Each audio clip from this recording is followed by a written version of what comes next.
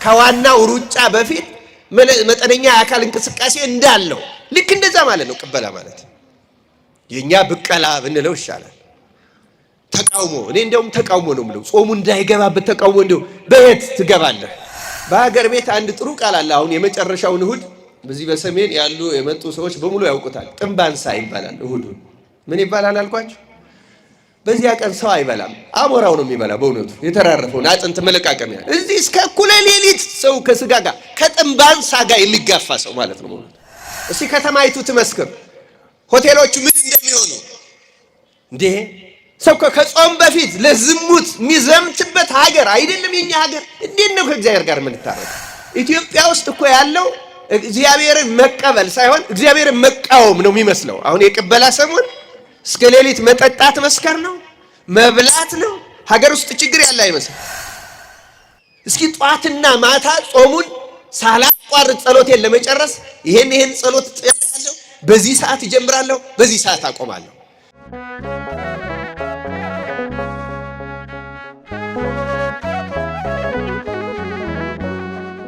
በስመ አብ ወወልድ ወመንፈስ ቅዱስ አህዱ አምላክ አሜን።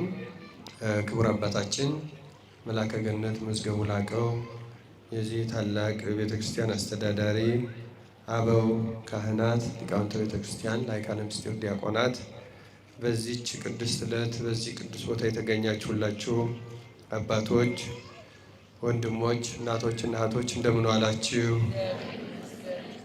እንደምን አመሻችሁ?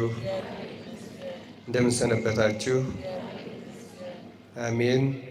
ልዑለ ባህሪ እግዚአብሔር አምላካችን ስሙ ለዘላለም የተመሰገነ ይሁን። በጎ ሕሊና ይኑራችሁ በሚል ርዕስ እንማማራለን። እግዚአብሔር አምላካችን ምስጢሩን ለሁላችን ይግለጥልን። አንደኛ ጴጥሮስ ምዕራፍ 3 ቁጥር 16 ላይ ያለ ቃል ነው። ከ13 ጀምሮ አነብላችኋለሁ። በጎንም ለማድረግ ብትቀኑ የሚያስጨንቃችሁ ማን ነው? ነገር ግን ስለ ጽድቅ እንኳ መከራን ብትቀበሉ ብፁዓን ናችሁ። ማስፈራራታቸውንም አትፍሩ፣ አትናወጡም። ዳሩ ግን ጌታን እርሱም ክርስቶስ በልባችሁ ቀድሱት። በእናንተ ስላለ ተስፋ ምክንያት ለሚጠይቋችሁ ሁሉ መልስ ለመስጠት ዘወትር የተዘጋጃችሁ ሁሉ፣ ነገር ግን በየዋሃትና በፍርሃት ይሁን። በክርስቶስ ያለውን መልካሙን ኑሯችሁን የሚሳደቡ ሰዎች ክፉ እንደምታደርጉ በሚያሙበት ነገር እንዲያፍሩ በጎ ሕሊና ይኑራችሁ። የእግዚአብሔር ፈቃድ እንዲህ ቢሆን ክፉ ስለማድረግ ሳይሆን በጎ ስለማድረግ መከራ ብትቀበሉ ይሻላችኋልና። ክርስቶስ ደግሞ ወደ እግዚአብሔር እንዲያቀርበን እርሱ ጻድቅ ሆኖ ስለ አመፀኞች አንድ ጊዜ በኃጢአት ምክንያት ሞቷልና በሥጋው ሞተ፣ በመንፈስ ግን ሕያው ሆነ ይላል። ስለ ቃሉ የአምላካችን የእግዚአብሔር ስሙ የተመሰገነ ይሁን። በጎ ሕሊና ይኑራችሁ። ቅዱስ ጴጥሮስ እንዲህ እንዳለ ቅዱስ ጳውሎስም በአንደኛ ጢሞቴዎስ ምዕራፍ 1 ቁጥር 19 ላይ ስላንተ አስቀድሞ እንደተነገረው ትንቢት በእርሱ መልካም ጦርነት ትዋጋ ዘንድ ይህችን ትእዛዝ አደራ እሰጥሃለሁ፣ እምነትና በጎ ሕሊና ይኑርህ እያለ ይመክረዋል። ቀደም ብሎም ስለ በጎ ሕሊና ደጋግሞ ጽፏል። በተለይ ቅዱስ ጳውሎስ የትእዛዝ ሁሉ ፍጻሜ ፍቅር ነው የሚለውን ደጋግሞ አስተምሯል። በአንደኛ ቆሮንቶስ ምዕራፍ 13 ስለ ፍቅር በተናገረው እናውቀዋለን። ለምሳሌ ፍቅር ከሁሉ እንዴት እንደሚበልጥ፣ ከዚያም መጨረሻ ላይ እነዚህ እምነት፣ ተስፋ፣ ፍቅር ጸንተው ይኖራሉ፣ ከነዚህ ሁሉ የሚበልጠው ግን ምንድን ነው ብሏል? ፍቅር ነው ብሏል። ይሄም ፍቅር ታዲያ ሌላ ቦታ እንዴት እንደሚገኝ ሲናገር የትእዛዝ ሁሉ ፍጻሜ ይላል እዚሁ አንደኛ ጢሞቴዎስ ምዕራፍ 1 ቁጥር 5 ላይ የትእዛዝ ሁሉ ፍጻሜ ግን ከንጹህ ልብና ከበጎ ሕሊና የሚወጣ ፍቅር ነው ብሎ ፍቅር መገኛው በጎ ሕሊና መሆኑን ይናገራል። ርዕሳችን በጎ ሕሊና ይኖራችሁ የሚለው ስለሆነ እዛች ላይ ነው የምናተኩረው። እግዚአብሔር አምላክ ለሁላችን ማስተዋሉን ያድለን። አሁን ያለንበትን መከራ እንደ ሀገርም እንደ ኦርቶዶክስ ክርስቲያንም በየዕለቱ መከራ ነው የሚጨመርብን እናየዋለን አይደለም?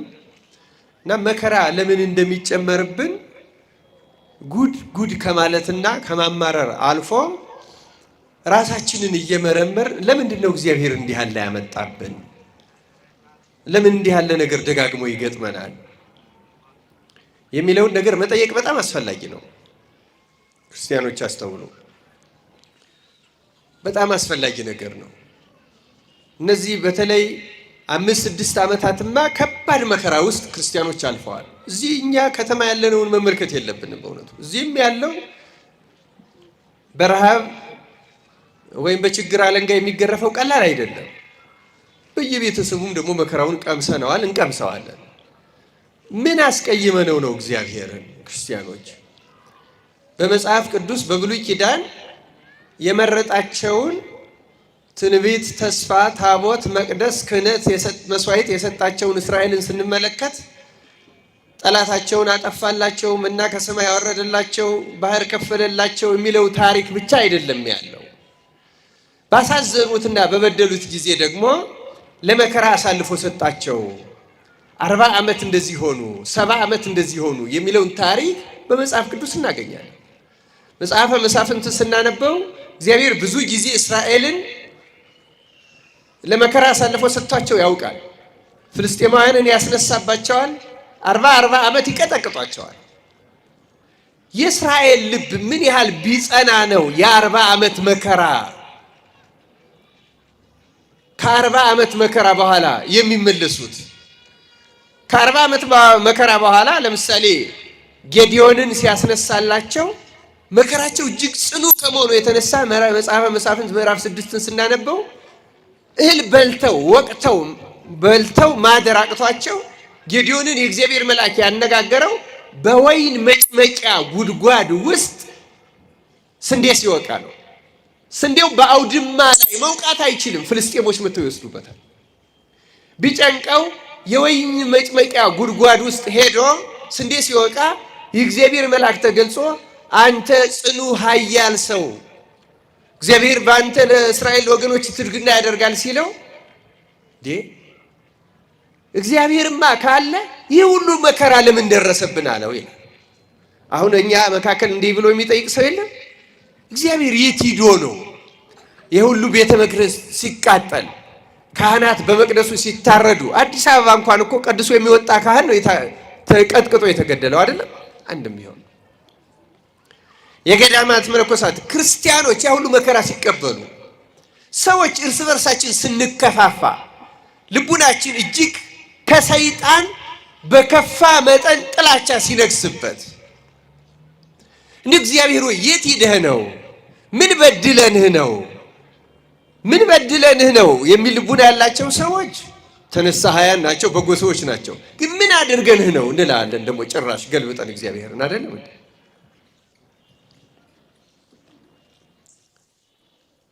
እና እንዲህ ያለው ጥያቄ የብዙዎቻችን ጥያቄ ነው። እንዴት ነው የምናልፈው? ይህን ጥያቄ ማለፍ ከፈለግን እግዚአብሔር እንዲረዳን፣ እግዚአብሔር እንዲሰራልን፣ እግዚአብሔር ይቅር እንዲለን፣ እግዚአብሔር ሀገራችን ሰላም እንዲያደርጋ ከፈለግን እኛ ከእግዚአብሔር ጋር ሊታረቅ የሚችል ልቡና፣ ህሊና ያስፈልገናል።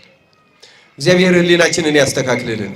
አስተውሉ ክርስቲያኖች፣ 400 ጊዜ እግዚኦ ስላል 600 ጊዜ እግዚኦ ስላል አይደለም። እግዚኦ ለማለት የሚያስችል ህሊና መጀመሪያ ያስፈልገናል። ምህላውን የምናደርስበት እግዚኦ የምንልበት ያን ጊዜ እግዚአብሔር ይሰማናል። እስራኤል እኮ ሳይጮሁ ሳይጸልዩ ኖረው አይደለም። እንዲያውም በትንቢተ ኢሳይያስ ምዕራፍ 6 እንደተናገረው ጾማችሁን ጠላሁት ነው ያላቸው እግዚአብሔር። ምናችሁን ጠላሁት? ተጸየፍኩት። መስዋዕታችሁንም ተጸየፍኩት። እግዚአብሔር መስዋዕትን ይጸየፋል፣ ጾምንም ይጸየፋል፣ ጸሎትን ይጸየፋል። እግዚአብሔር ለምንድን ነው የሚጸየፈው? ሰዎቹ ለጸሎቱ ስምሙ ስለማይሆኑ። አሁን እኛም እንደ ምህላችን ከሆነ እንደ ቅዳሴያችን ከሆነ እንደ ስብሐተ ነጉ ከሆነ እንደ ሰዓታቱ ከሆነ እንደ ማህሌቱ ከሆነ ይሄ ለምን ይደርስብን ነበር? አንድ ችግር አለ ማለት ነው። እኛ ጋር ጸሎቱ ጋር ችግር የለም፣ ማህሌቱ ጋር ቃል እግዚአብሔሩ ጋር ችግር የለም። ሰዎቹ ጋር ግን ችግር አለ። ክርስቲያኖች እኛ ጋር ችግር አለ፣ አማኞቹ ጋር ችግር አለ፣ አገልጋዮቹ ጋር ችግር አለ።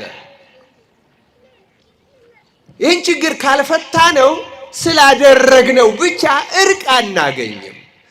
እርቅ የምናገኘው እግዚአብሔር የሚመለስልን የኛ ህሊና ሲሰራ ሲስተካከል ሲቃና ነው። እና መጥፎ ድርጊቶቻችን አሁን ከዚህ በኋላ ሐሜትን ብናነሳ፣ ስድብን ብናነሳ፣ ርኩሰትን፣ ዝሙትን፣ ስርቆትን፣ ቅሚያን፣ ግድያን ብናነሳ እነዚህ ሁሉ የሚጀምሩት ከህሊና ነው። ህሊናችን ካልቀና፣ ህሊና ማለት ሌላ አይደለም ክርስቲያኖች፣ እጅ፣ እግር፣ አይን እንደምንለው ወይም ደግሞ በውስጥ እንዳሉት ብልቶቻችን ልብ፣ ኩላሊት እንደምንለው ህሊና የሚባል የውስጥ የአካል ክፍል አይደለም ያለው። ህሊና ማለት ሐሳብ ማለት ነው። ሐሳብ የምናስበው ሐሳባችን ህሊና ማለት ነው። በጎ ህሊና ሲኖራችሁ ሲል የምታስቡት ሐሳብ ስለ ማንኛውም ነገር ሐሳባችሁ ካልቀና፣ በጎ ካልሆነ፣ እርሱ ካልነጻ የምንጸልየው ጸሎት ለምሳሌ አንድ ሰው እጅግ ያማረ ምግብ ሰርቶ በመርዝ በተከበከለ ወይም በቆሸሸ ዕቃ ቢያቀርበው ልንበላው እንችላለን? ነገሩ ልንበላው እንችላለን? ዕቃው ከቆሸሸ እኮ ምግቡ ንጹህ ቢሆንም ተበከለ ማለት ነው። አሁን እኛም እንደዚያ ነው።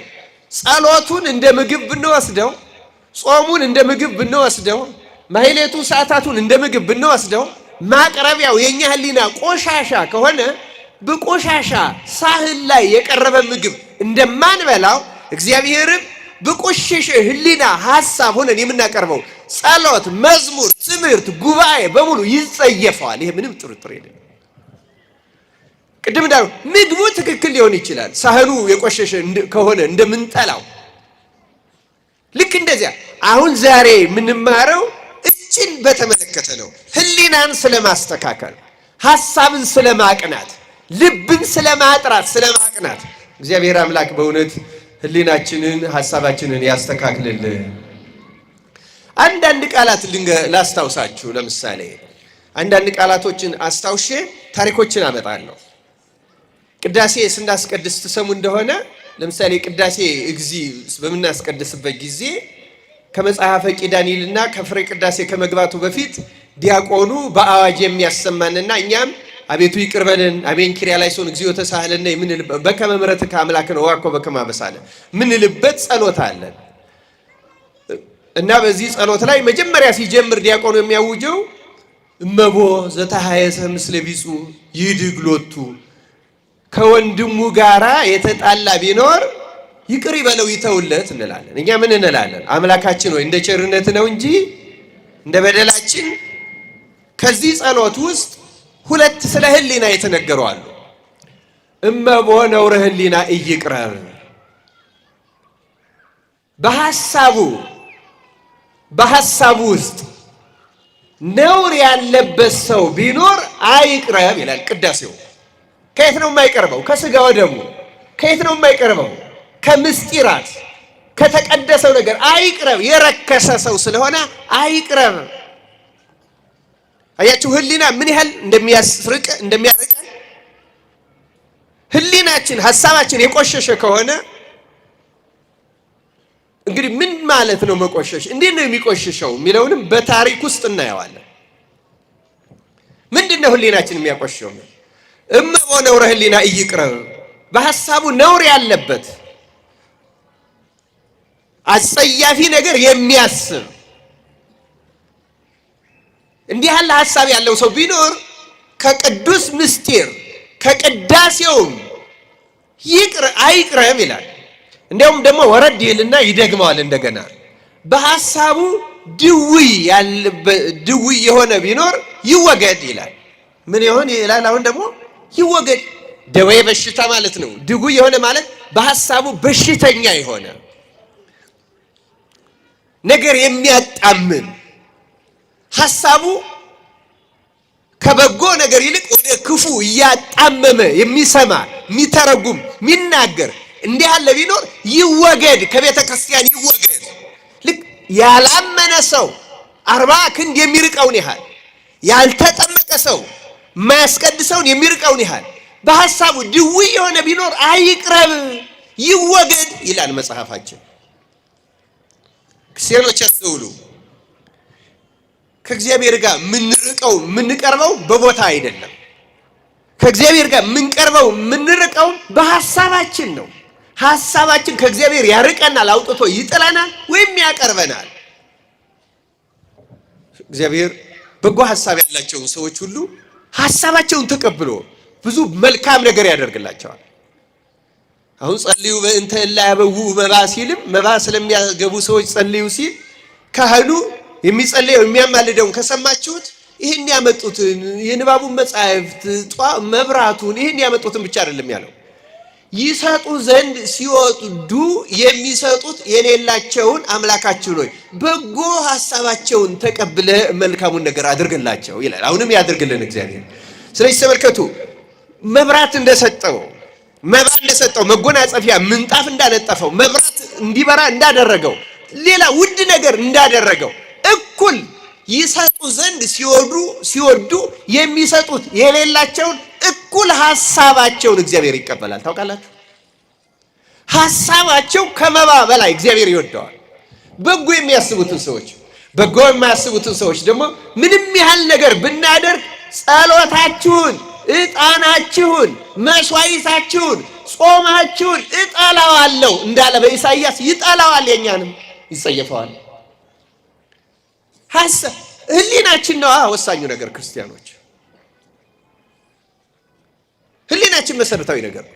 እንዲያውም ይሄ ቅዳሴ ጊዜ ፍሬ ቅዳሴው ላይ ራሱ ካህኑ እንዲህ የሚል ጸሎት ይማልዳል ስለሁላችን። በነገራችን ላይ ቅዳሴው አብዛኛው ይዘት ማንጻት ነው። ይሄ እንደው ዝም ብሎ በእንተ ቅድሳቱ ፍትሐ ዘወልዱ ጸሎተ ንስሐው ወስሉስ ቅዱሱ ብቻ አይደለም። እንዳለ ፍሬ ቅዳሴው ስርዓተ ቅዳሴው አብዩ ነገር ህሊናን ማንቃት፣ ህሊናን ማስተካከል፣ መስራት፣ ወደ እግዚአብሔር አልዕሉ አልባቢክሙ ልቡናችሁን ከፍ ከፍ አድርጉት፣ ወደ እግዚአብሔር ከፍ ከፍ አድርጉት።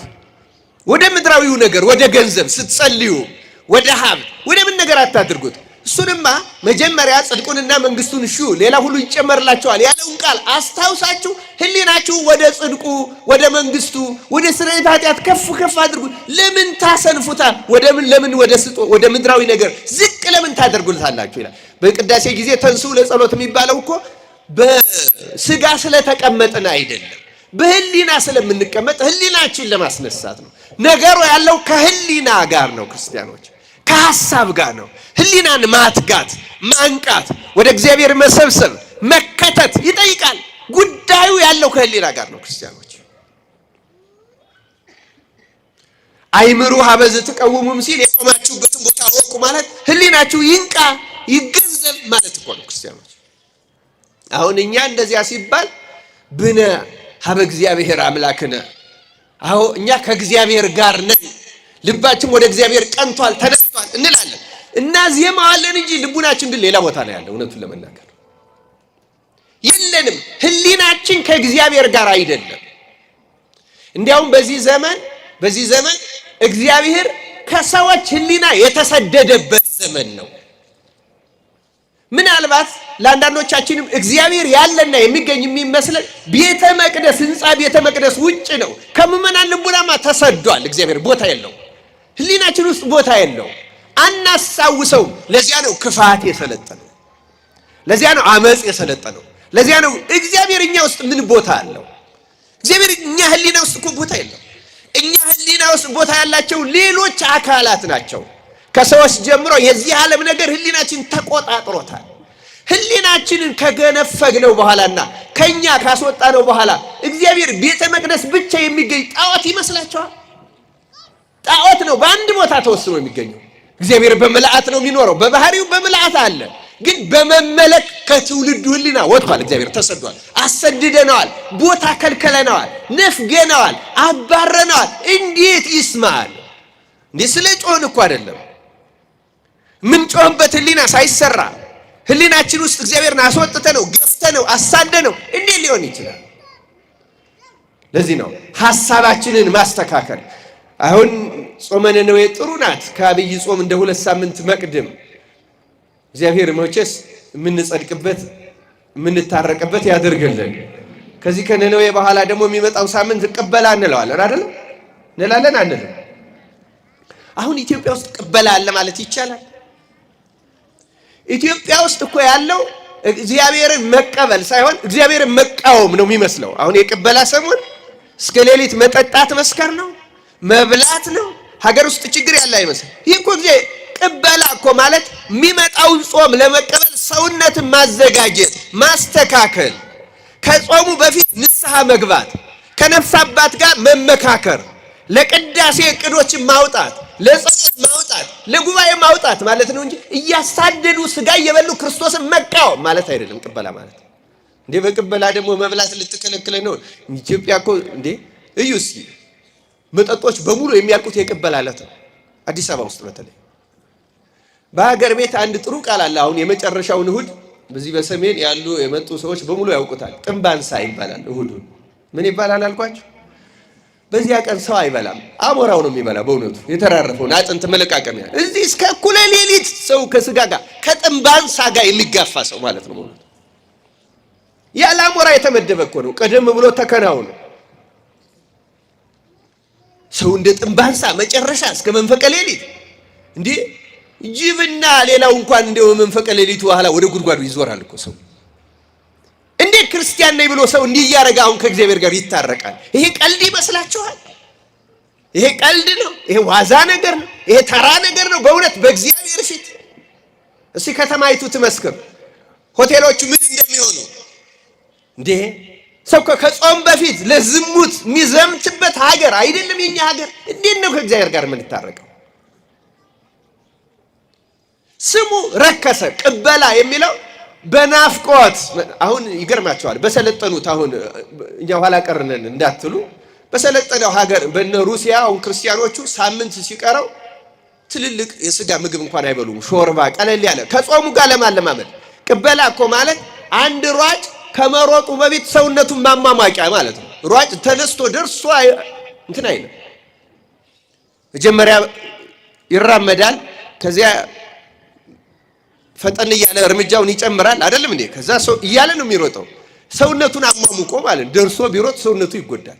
ቅበላ ማለት ደርሶ ጾሙ ከመግባቱ በፊት ሰውነትን ማዘጋጃ ማለት ነው። ልክ እንደዚያ ከዋናው ሩጫ በፊት መጠነኛ የአካል እንቅስቃሴ እንዳለው ልክ እንደዛ ማለት ነው ቅበላ ማለት። የኛ ብቀላ ብንለው ይሻላል። ተቃውሞ፣ እኔ እንደውም ተቃውሞ ነው የምለው። ጾሙ እንዳይገባበት ተቃውሞ። እንደው በየት ትገባለህ? ስበላ ስጠጣ ይነጋል። እንደዚህ ይሁን እንዴ ነው ከእግዚአብሔር ጋር የምንታረቀው? ይሄንም ማነሳው መጪውንም ጊዜ በአግባቡ እንድንጠቀምበት። ዛሬ 3 ቀን ሱባ ያለቃ እንብላ እንጠጣ፣ እንደዛ አይደለም ክርስትና። ክርስቲያኖች ብሉ ጠጡ፣ ግድ የለም ግን መጥኖ መብላት ራሱ መጠንን ማወቅ። ሰውነታችን ራሱ አልችል ብሎ ይጨነቃል። መታመም ሐኪም ቤቶቹ በትንሳኤና በቅበላ ነው የሚጨናነቁት። ራሱ ሰውነቱ እየተዛባ የሰው ይግር ማለት ነው። እግዚአብሔር ምሕረቱን ይላክልን በእውነት። ሰውነታችን እኮ አልችለው ብሎ የማይጠቅመውን ነገር ነው በግድ የምንሰጠው። የሚጠቅም ቢሆን እኮ ራሱ እግዚአብሔር ብሉ እስከ መንፈቀ ሌሊት ነበር የሚለን ታውቃላችሁ። የማይጠቅም ነገር ውስጥ ነው የምንገባው። ይሄ ሁሉ ከምን የተነሳ ነው? ህሊናችን ጾምም ሲመጣ ይፈራል፣ ይሰቀቃል። ምንከሳ ምንጎዳ ነው የሚመስለን። ጾም መዳኛ፣ ለስጋም ጤና፣ ለነፍስም ህይወት፣ የጸሎት የትጋት ምንጭ ሆኖ አንናፍቀው። አሁን አንድ ሰው በቤቱ ውጭ ሀገር ያለ ዘመዱ ከብዙ ዓመት በኋላ እመጣለሁ ቢል እዚህ ያለ ዘመዱ ብዙ ዝግጅት ያደርጋል አይደለም? እናደርጋለን አናደርግም? አቅሙ የፈቀደውን ያደርጋል። አቅሙ የፈቀደው የቤቱን ቀለም ሁሉ ሊቀባ ይችላል፣ ሊያስተካክል። ያልፈቀደው ደግሞ እንደ አቅሙ ጠራርጎ አጸዳርቶ ቄጤማ ጎዝጉዞ ይጠብቃል አይደለም? እንደ አቅሙ የሚበላ የሚጠጣ በናፍቆት አበባ ይዞ ይጠብቃል። ጉጉቱ ለሚመጣው ነው፣ ለሚሄደው አይደለም። ቅበላ ማለት ለሚመጣው ጾሙ እኮ የሚመጣው ክርስቶስን ይዞ ነው ታውቃላችሁ። ጾሙ እኮ ምሕረት ይዞ ነው የሚመጣው፣ ይቅርታ ይዞ፣ ስርየት ይዞ፣ በረከት ይዞ ነው። እኛ ተቃውሞ አንፈልግም። እየዘሞትኩ ጠብቀሃለሁ፣ እየሰከርኩ ጠብቀሃለሁ፣ እየጠገብኩ እየተፋው ጠብቀሃለሁ። ይሄ እኮ ተቃውሞ ማለት ይሄ ነው። አትምጣ፣ ምሕረት አልፈልግም እኮ ማለት ነው። ይቅርታ አልፈልግም፣ እርቅ አልፈልግም፣ ድነት የሚፈሰው ደም ግድ አይለኝም፣ የክርስቲያኖች መታረቅ ግድ አይለኝም፣ የቤተ ክርስቲያን መቃጠል ግድ አይለኝም። እኔ ጋር እስኪሞጣ ድረስ እየበላው ይጠብቀው። እንደዚህ ይባላል እንዴ? እና ምን ሆኖ ይታረቀን እግዚአብሔር? በምን ቢነግረን ይገባናል?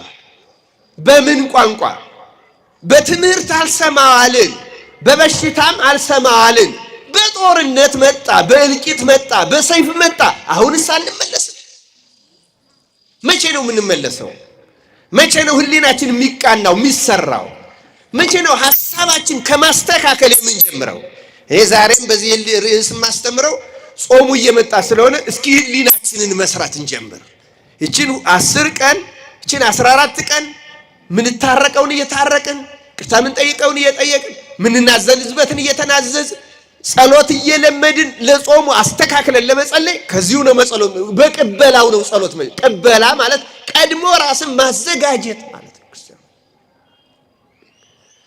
እስኪ ጧትና ማታ ጾሙን ሳላቋርጥ ጸሎቴን ለመጨረስ ይሄን ጸሎት እጸልያለሁ፣ በዚህ ሰዓት እጀምራለሁ፣ በዚህ ሰዓት አቆማለሁ። ቴሌቪዥን እያየሁ ፊልም እያየሁ እስከዚህ ሰዓት አላመሽም። ጧት እንቅልፍ ጥሎኝ ጸሎቴን ትቼ ፊቴን ታጥቤ ወደ ስራ አልሮጥም። ማስተካከል እኮ ማለት ነው። እስኪ እንቀበለው የሚመጣውን ጾም። ህሊናችንን ነው የምንሰራው። ህሊናን ማስተካከል። ህሊና ሐሳብ በጣም መሰረታዊ ነገር ነው። እግዚአብሔር አምላክ በቸርነቱ ይርዳን። ክርስቲያኖች አንድ ሁለት ታሪኮችን ሐሳብ ምን ያህል ወሳኝ ነው የሚለውን አንድ ሁለት ታሪኮችን ላንሳ። አስተውሉ ክርስቲያኖች፣ ህሊናችን፣ ሐሳባችን፣ ድርጊታችን በላይ በእኛ ህይወት ምን ያህል ወሳኝ እንደሆነ። ምንም ያህል መልካም ድርጊት ብናደርግ ሐሳባችን ካልቀና እንደማንጠቀም፣ ሐሳባችን የቀና ሆኖ የተሳሳተ ድርጊት እንኳን በመሃል ቢኖር እግዚአብሔር ደግሞ እንዴት ከሐሳባችን የተነሳ ድርጊቱን ትቶ የተሻለ ነገር እንደሚያደርግን የሚያሳዩ ሁለት ሰዎችን በንጽጽር እናያቸው። ሙሴና ይሁዳን እናያቸው። ማንና ማን አልኳችሁ? ሙሴና ይሁዳ። ሙሴ ታውቃላችሁ፣ መጀመሪያው የእስራኤል መስፍን ነቢይ፣ እግዚአብሔር እስራኤልን ከግብፅ ሊያወጣ ሲፈቅድ መሪ አድርጎ የመረጠው የሾመው፣ በኮሬብ ተራራ ላይ የታየው ወይም በድምፅ የተሰማው፣ በዕፀ ጳጦስ በሐምሳላ ሐመልማል ወነበልባል የሥጋዌን ነገር አስቀድሞ ያሳየው፣ ፍጹሙን ድነት፣ ፍጹሙን አርነት፣ ፍጹሙን ነፃነት በእመቤታችን በኩል ሰው ሆኖ ሲመጣ የሚሆን አስቀድሞ እስራኤል ከፈርዖን ከማላቀቁ በፊት የተገለጠለት ሙሴ ካሳደገው ከፈርዖን ቤት የኮበለለው አንድ ግብፃዊ ገሎ ነው። ግብፃዊውን የገደለው ለመግደል አስቦ አልሞ አድብቶ ጠብቆ አይደለም፣ ድንገት ነው። ከአንድ እስራኤላዊ ጋር ሲጣላ አገኘው። ግብጾች ትዕቢተኞች ናቸው፣ በዚያውም ላይ በሀገራቸው ነው። ስለዚህ እስራኤሉን በግፍ ሲያሰቃዩቸው ያውቃል። አሁን ደግሞ በግፍ አንድ ተራ ግብፃዊ አንድ ሌላ ተራ እስራኤላዊን መከራ ሲያደርስበት አይቶ ሊገላግለው ቢሞክር እምቢ ሲለው መታው። ግብፃዊውን ሲመታው ሙሴ ክቡደ መዝራት ይሉታል የኛ ሊቃውን፣ እጁ ሰውነቱ ግዙፍ ጠንካራ ስለነበረ ሳያስበው ሞተበት ይላል። ሲሞትበት ደንግጦ ሸሸ። ሙሴ ገሎ ነው የሸሸው። እግዚአብሔር ግን ሰው እጁ ላይ ነፍስ የጠፋበትን ሙሴን እስራኤልን ነፃ ለማውጣትና የመጀመሪያው መስፍንና ነቢይ እንዲሆን መረጠው። ምክንያቱም ሙሴ ልቡ የዋህ፣ ቅን፣ በጎ ሐሳብ ያለው ሰው ነው። ያን እስራኤል ግብፃዊንም የመተው በእስራኤላዊው ላይ የሚያደርሰውን ግፍ እንዲያቆም አስቦ ሲነግረው አልሰማ ብሎት ነው እንጂ ሙሴ በህሊናው የመግደል ሐሳብ አልነበረው። አስገራሚው ነገር እግዚአብሔር ሙሴን ከመረጠውና ከሾመው በኋላ 10ቱ ትእዛዛትን ሰጠው። ከ10ቱ ትእዛዛት አንዱ ምን የሚል ነው? አትግደል። አትግደል የሚል ህግ ለመስጠት የተጠራው ሙሴ የገደለ ሰው ነው ራሱ። ገዳዩን ሙሴ አትግደል የሚል ህግ ለመቀበል እግዚአብሔር መረጠው። የእስራኤል መስፍን አደረገው። ፈርዖንን በሱ አሳፈረው። ባህረ ኤርትራን ሙሴ በትር ይዞ እየመታ እንዲከፍል አደረገው። ውሃ ከዓለት እንዲያፈልቅ አደረገው። አከበረው ሙሴን የራሱ የክርስቶስ ምሳሌ አድርጎ አቆመው።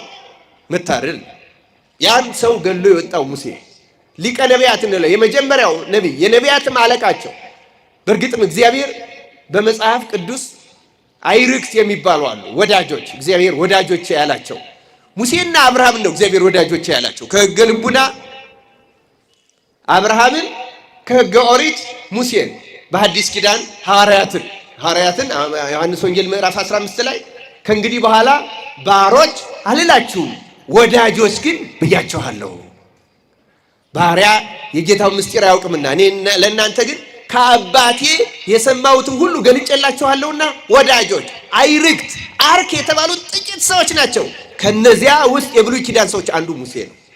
ከመግደል የወጣው ሙሴ አርከ እግዚአብሔር፣ አብርሃም አርከ እግዚአብሔር፣ ሐዋርያት አይርክተ እግዚአብሔር ተባሉ። ወዳጆች ወዳጅ ምዕመናን ስንከፋፈል 3 ማዕረግ ነው ያለን። በጎች፣ አግብርት፣ ባሮች፣ አይርክት ወዳጆች። ደረጃችን ይሄ ነው።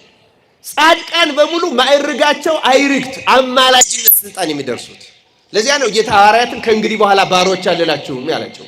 ለአንድ ባሪያ 5 መክሊት ሰጠው፣ 2 መክሊት ሰጠው እያለ ባሮች እያለ አገልጋዮችን በሙሉ ባሮች ነው የሚለው መጽሐፍ ቅዱስ።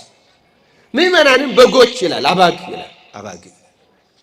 እነሱን ግን ወደ የመጀመሪያ ወዳጅ አብርሃም ነው። ቀጥሎ ሁለተኛ ወዳጅ የተባለው ሙሴ ነው። ሙሴ ከመግደል ነው የመጣው። ግን ወዳጅ ለመባል የክርስቶስ ምሳሌ ለመሆን 10ቱ ትእዛዛትን ጽላት ለመቀበል ያን ሁሉ ተአምራት ለማድረግ እግዚአብሔር መረጠው። ይሁዳ አይርክት ከተባሉት ከሐዋርያት ጋር አግብርት ተብለው የገባ ነበረ። በኋላ ምን አደረገ? የፍቅረ ነዋይ የገንዘብ መውደድ በልቡናው ስለሰለጠነና ሕሊናው በክርስቶስ ትምህርት ተመልከቱ ከሐዋርያት ጋር 2 አድርጎ ሲልካቸው አጋንንትን በስማቸው በስሙ ሲያስወጡ የሙሉ ሲያደርጉ ይሁዳ አብሮ ተአምር የተደረገለት ሰው። ግን ሕሊና ውስጥ አንድ ቁስል አለ። ምን አለ አልኳቸው? ሕሊና ውስጥ አንድ ቁስል የፍቅረ ነዋይ። ታውቃላችሁ አሁን አብይ ጾም መጣ።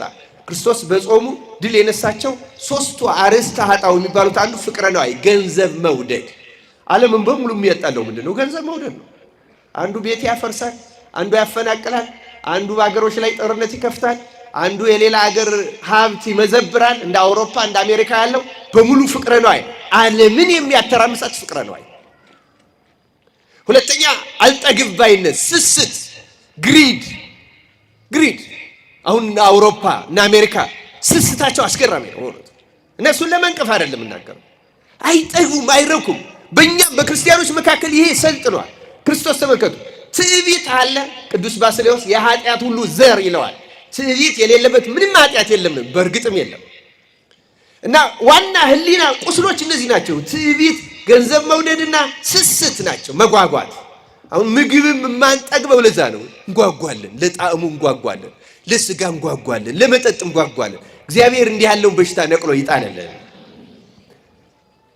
ክርስቲያኖች ሰውነታችን ለመጨቆን አይደለም እግዚአብሔር ይሄን ያዘዘን። ሰውነታችን እንደውም ጤነኛ ለማድረግና ለመጥቀም ነው። በእውነት ንቁዎች ነው የምንሆነው። መጥኖ የሚበላ ጾም በትክክል የሚጾም በእውነት ነው። ይሄን ያደረጉት ያውቁታል።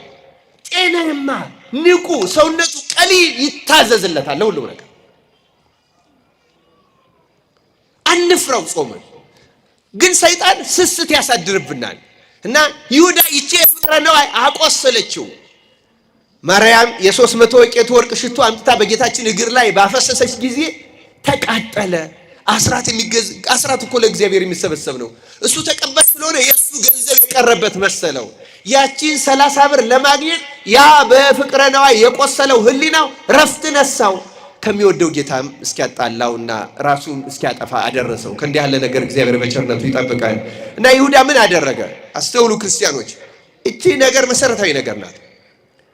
ጌታን ሊያስይዝ 30 ብሩን ተቀብሎ ሲስማማ ይሁዳ ምን ይመጣብኛል ይግደሉት ምናምን ብሎ አይደለም። ይገርማቸዋል። እኛ ሊቃውንት አትተውታል፣ ተርጉመውታል። ይሁዳ ብልጥ ነው። በጣም ብልጠት ነበረው። ምን ያውቃል?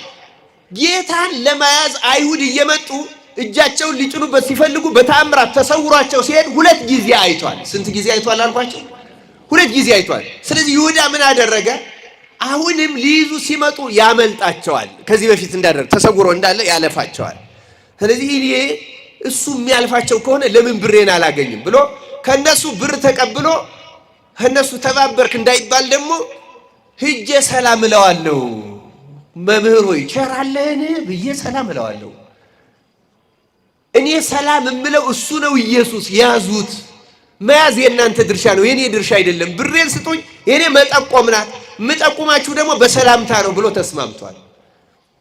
በእርሱ አይምሮ፣ በእርሱ ህሊና፣ በእርሱ ሐሳብ ክርስቶስን ሰላም ብሎ እነሱን ይጠቁማል፣ ብሩን ያገኛል። ክርስቶስ ደግሞ ከዚህ በፊት እንዳደረገው ተሰውሮ ያልፋል። ተሰውሮ ሲሄድ ሐዋርያት በኋላ እንደሚያገኙት አሁንም ከሐዋርያት ጋር ሂዶ በኋላ ሂዶ አብሮ አግኝቶ ደቀ መዝሙር ሆኖ ሊቀጥል ከአይሁድም ገንዘቡን ከክርስቶስም ደቀ መዝሙርቱ ይዜ ሊሄድ። አያችሁ ብልጠት። ከእንዲህ ያለ ብልጠት አምላካችን እግዚአብሔር ይጠብቀን። ይሄ ነው ይኸውላችሁ፣ በሐሳቡ ነውር ያለበት ቢኖር ይውጣ ማለት ይሄ ነው። አይቅረብ ማለት ይሄ ነው። በሐሳቡ ድውይ የሆነ ቢኖር ይወገድ። እንደዚህ በብልጠት ገብርኤልንም እሳለማለሁ፣ ቤተክርስቲያንም እሄዳለሁ፣ እንደዚህም አደርጋለሁ፣ እንደዚህም አደርጋለሁ። እንደዚህ አይነት ሰዎች አለ ነው። ልክ እንደ ይሁዳ በታምራት አንየው እንጂ ትልቁ ጥፋታችን እንዲህ ያለ ብልጠት ነው፣ በእግዚአብሔር ላይ ሳይቀር። ይሁዳውን ብልጥ ቢሆን እንዴት በክርስቶስ ላይ ብልጥ ይሆናል? በእውነቱ ለዚያ ነው ጌታ የሰው ልጅ በመሳም አሳልፈ ትሰጠዋለህን? ደግሞ በጸሎታ ውስጥ ከባድ ማስጠንቀቂያ ሰምቷል። ከእናንተ ከመካከላቸው አንዱ አሳልፎ ይሰጠኛል፣ ለዚያ ሰው ባልተወለደ ይሻለው ነበር ሲባል እኮ ሰምቷል። እኔ ሆንን እያሉ ሐዋርያ ሲላቀሱ አይቷል፣ ሰምቷል። ይሁዳም ለማስመሰል እኔ ሆንን ብሏል። ደግሞ አንዳንድ ሰዎች እኮ ሽንገላ የተመሉ ሰዎች ላለመምሰል ራሱ አንተ አለው ጌታ። እግዚአብሔር እንደዚህ ከመሆን ይጠብቀህ። አሁን ድርጊታቸውንና ሐሳባቸውን እናነጻጽረው። የሙሴ ድርጊቱ መግደል ነው፣ ሐሳቡ ግን እስራኤላዊውን ከመከራ ማዳን ነው።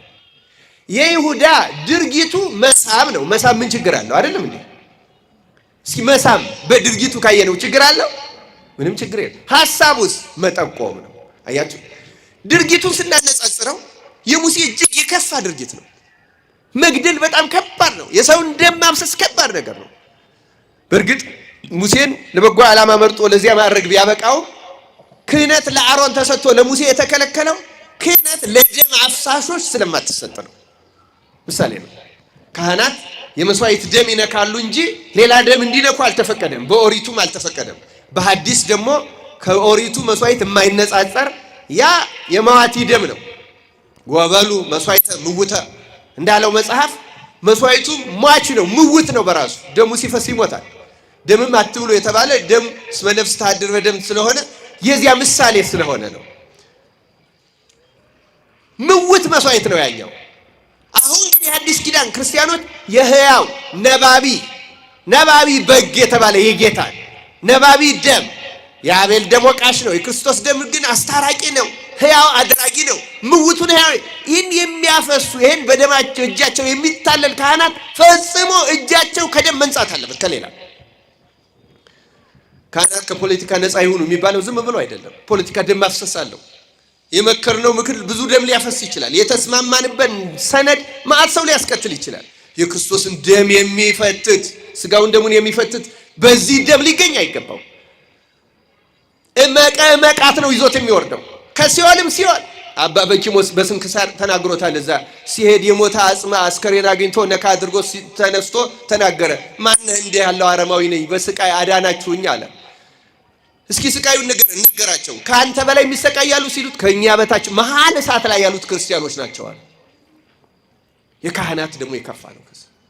ከዚህ ፍርድ መድኃኔዓለም ክርስቶስ በቸርነቱ ያድናል።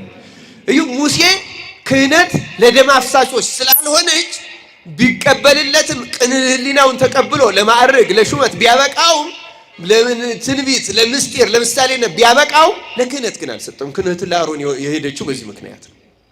ደም አፍሳሽ ክህነትን አይቀበላት። አሁን ግን ካህናት ራሱ ደም አፍሳሾቹ ነው ከተሾሙ በኋላ አይደለም ሳይሾሙ። በእኛ ቤተክርስቲያንም አይተነዋል።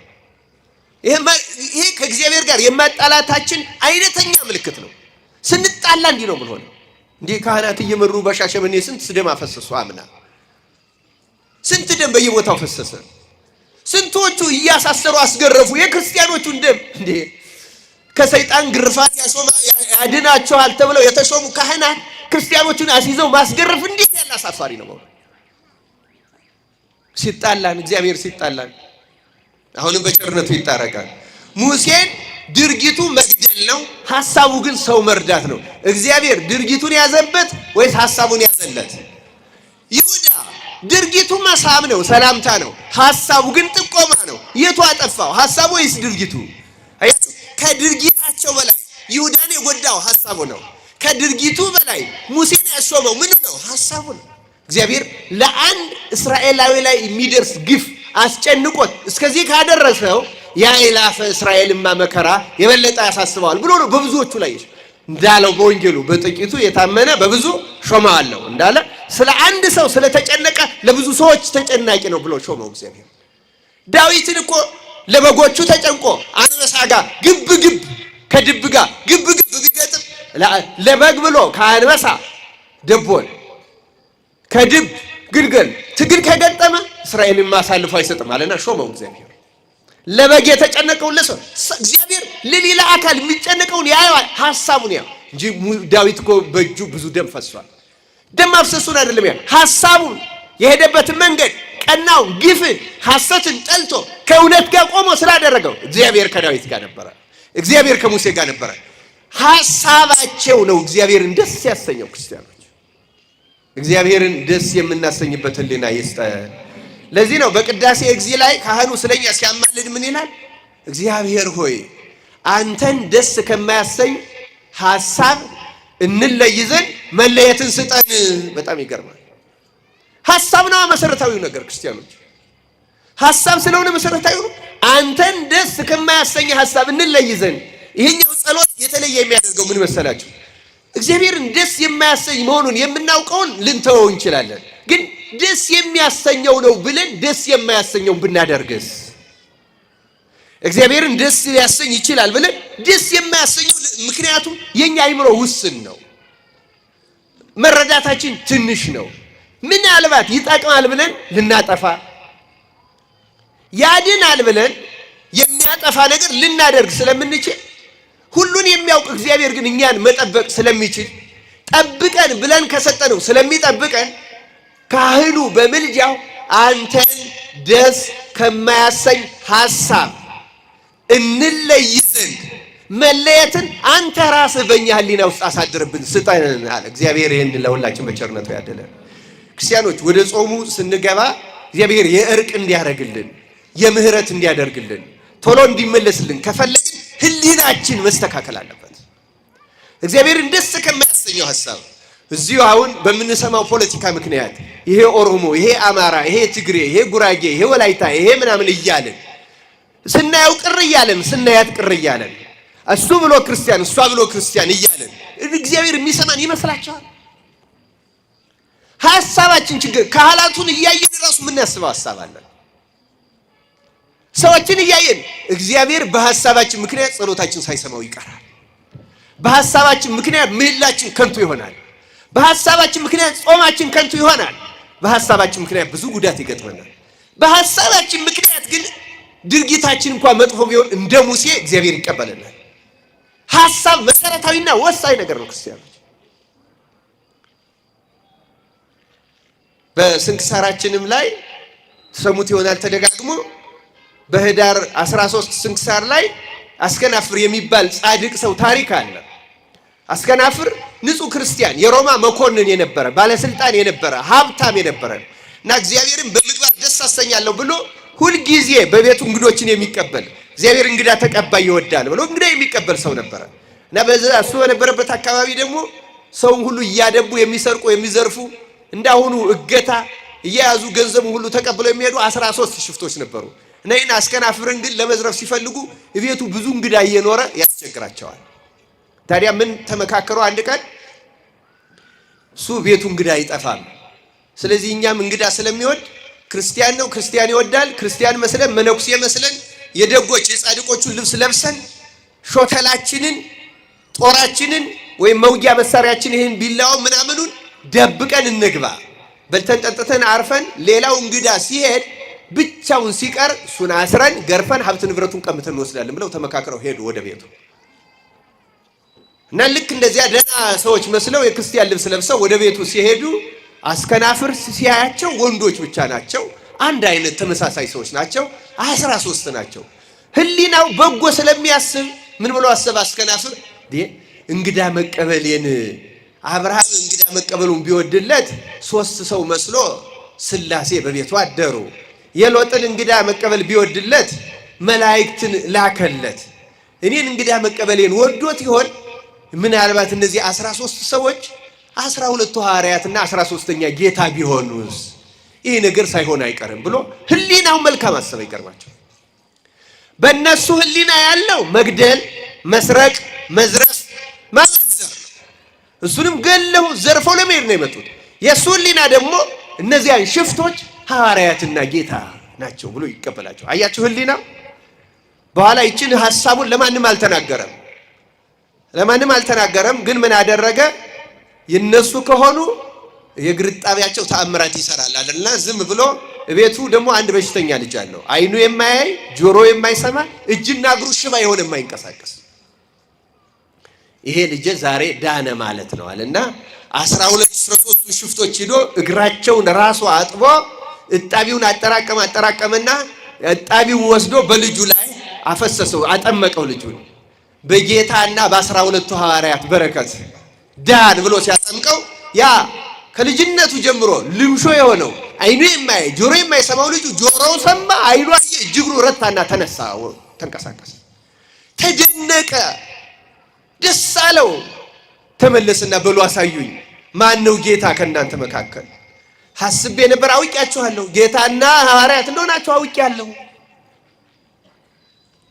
ሽማግሌው አረጋዊው ጴጥሮስ የትኛው ነው ከእናንተ? ጌታን የሚወደውስ ወንጌልን የጻፈው ዮሐንስ የትኛው ነው? ማቴዎስስ የትኛው ነው? እያለ አስጨነቃቸው። በእነሱ ላይ ያደረው ርኩስ መንፈስ በእርሱ ላይ ያደረው ቅዱስ መንፈስ አባረረ። ምክንያቱም መንፈስ ቅዱስ ባደረበት ሰው ላይ ክፉ ሰዎች ኃይል አያገኙም። በእውነት ሰው መንፈስ ቅዱስ ካደረበት በእርግጠኝነት ለገድል ካልሆነ በቀር ለገድልም ቢሆን እኮ እሳቱ ሳያቃጠላቸው ሰይፉ ቆራርጧቸው የሚያድናቸው ያ የእግዚአብሔር መንፈስ ቅዱስ ስራ ነው። ክርስቲያኖች ይኸው አስከናፍር ይሄ ታምራት የተደረገለት በሐሳቡ በእምነቱ በጎ የሚያስብ ሰው ከክፉ ሰዎች እንኳን መተው በጎ ይደረግለታል። ማለት አስከናፍር ያደረበት መንፈስ ቅዱስ በእነሱ ያደረው ክፉ መንፈስ አሰቃየ፣ ወጣ። ሰዎቹ ተጨነቁ። የሚላቸው አልገባቸዋል። የምትለው ነገር አያውቋቸውም። እነሱ ጌታና ሐዋርያት ኧረ አይደለንም ብያሉ በሰውነት ምክንያቱም መንፈሱ ሲለያቸው የርኩስ መንፈስ ሲለያቸው የጭካኔው መንፈስ ይጠፋል፣ የሰውነት ልቡና ይኖራቸዋል። ያ የሰውነት ልቡና ደግሞ የደነደነ ቢሆንም የእግዚአብሔር መንፈስ ቅዱስ ግን ይገዛዋል። አይደለንም እኛ አይ እናንተማ ናችሁ። ይኸው እግራችሁን አጥቤ እጣቢውን ልጄን ባጠምቀው ከተወለደ ጀምሮ አይኑ አያይ ጆሮ አይሰማ እጅግሩ የሰለለ የነበረ እጅግሩ ረታ፣ ቀና፣ ጆሮው ሰማ፣ አይኑ አየ ብትሆኑ ነው አላቸው። በዚህ ጊዜ ራሳቸውን መግለጥ ግድ ሆነባቸው። አንተ እንደምትለው አይደለም። እኛ በዚህ ሀገር ያለን ሽፍቶች ነን። ተደብቀን የመጣ ነው አንተ እንዲህ ለማድረግ ነበረ። አሁን ግን ያንተ አምላክ እምነት ይሄ የተደረገልህ በእምነት በሐሳብህ ነው። ካንተ ተምረናል፣ በአንተ አምላክ አምነናል። ከዚህ በኋላ አንገልም፣ አንዘርፍም፣ አንቀማም። ስንቅ ስጠን ወደ ገዳም እንሄዳለን አሉ። ምስር ሰጣቸው። ምስር ጥሬ ምስር ይዘው በረሃ ገብተው 30 ዓመት ይገርማቸዋል። ሌላ ምግብ ሳይበሉ እነዚያ ሽፍቶች እንኳን ሳይበሉ ሳይጠጡ ነፍስ ስጋዬ ሆይ እስካሁን የበላሽው የጠጣሽው ይበቃሻል እያሉ ሲጾሙ ውለው ማታ ፀሐይ ልትገባ ስትል ይላል ስንክሳሩ ከዛ ከያዙት ምስር ወደ መሬት ብትን ያረጉና አይናቸው እንግዲህ ሲመሽ ምስር መልቀም ይቻላል እንዴ ከመሬት ላይ? አይናቸው የለቀመው ምስር አይናቸው አይቶ እጃቸው የለቀመው ምስር ይሄ ነው እግዚአብሔር የፈቀደልሽ ስጋዬ ሆይ ይበቃሻል። አሁንስ የአስከናፍር አምላክ መንፈስ ቅዱስ ይመግብሽ ይላል። 30 ዓመት መናኝ ሆነው ኖሩ ይላል። ከሽፍትነት ወጥተው ከዚያ በኋላስ ዲዮቅልጥያኖስ ተነሳ። ክርስቲያኑ ቤተክርስቲያን ይዘጋ አለ፣ ጣዖት ቤት ይከፈት አለ። ሄደው በክርስቶስ ስም መስክረው 13ቱ በአንገታቸው ለክርስቶስ ምስክር ሆነው ተሰይፈው ሰማይ የሰማዕትነትን አክሊል ተቀዳጁ። በረከታቸው ይደረብን። እዩ ክርስቲያኖች፣ እነዚህን ሰዎች እነዚህን ሰዎች ከሽፍትነት ለሰማዕትነት ያበቃቸው የአንድ የአስከናፍር ሐሳብ ነው። ክርስቲያኑ በጎ ማሰብ በጎ ሕሊና ይኖራችሁ የተባለው ለዚህ ነው። ክርስቲያኑ በአቤልና በቃየል መካከል የነበረው ልዩነት እኮ የሕሊና ነው። ቃየል አዋቂ መስሎ ጠማማ ነው የሚያስበው። እግዚአብሔር ምግብ አይበላም፣ ስለዚህ እህሌን ለምን አባክናለሁ ብሎ ክርዳድ ለእግዚአብሔር መስዋዕት አቀረበ። አቤልስ ምን አሰበ? እግዚአብሔር በባህሪው ንጹህ ነው። ለባህሪው ንጹህና የሚስማማ ንጹህ መስዋዕት ፍጥረት ማቅረብ አይችልም። ምክንያቱም ምንም ያህል ንጹህ ቢኖር የእግዚአብሔርን የባህሪ ንጽህና ሊያረካ የሚችል የለም። ግን ልናቀርብ የምንችለው ካለው የተሻለውን ነው አለና ከበጎቹ ንጹሁን፣ ነጩን፣ ቀንዱ ያልከረከረ፣ ጥፍሩ ያልዘረዘረ፣ ፀጉሩ ያላረረ አቅርቦ በትህትና ጌታ ሆይ ለአንተ የባህሪ ንጽህና የሚስማማ ንጹህ መስዋዕት ማቅረብ አንተ ንጹህ ባህሪ ነህ፣ ንጹህ መስዋዕት ይገባል። ግን እኛ ያለን የተሻለው እኔ ያለኝ ይሄ ነው፣ እባክህ ቸላ ተቀበልልኝ አለ። ቃየንስ እህል አይበላም፣ እህሳ አላባክንም፣ ምን ይሁን ክርዳድ።